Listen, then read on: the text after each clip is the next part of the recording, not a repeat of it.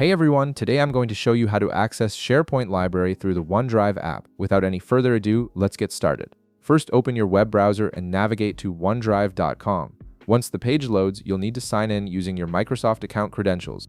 This ensures you have access to all your OneDrive files and connected services like SharePoint. Simply enter your email and password to proceed. After signing in, give it a moment while the login process completes.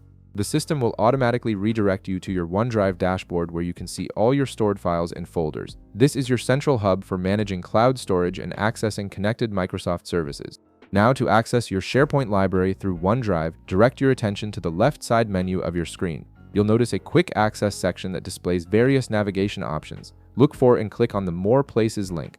This option is specifically designed to help you connect to additional storage locations and libraries beyond your personal OneDrive storage. Once you click on More Places, a new set of options will appear. Among these options, you'll see a link that says Go to SharePoint. Click on this link to proceed. This is the key step that bridges your OneDrive interface with SharePoint's collaborative library system, allowing you to seamlessly move between personal and shared organizational content.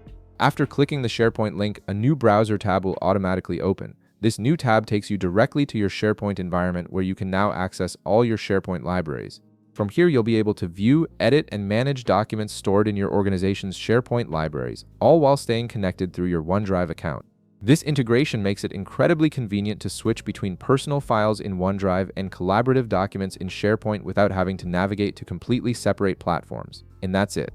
You've successfully accessed your SharePoint library through the OneDrive app, giving you quick access to both your personal and shared organizational files from one central location.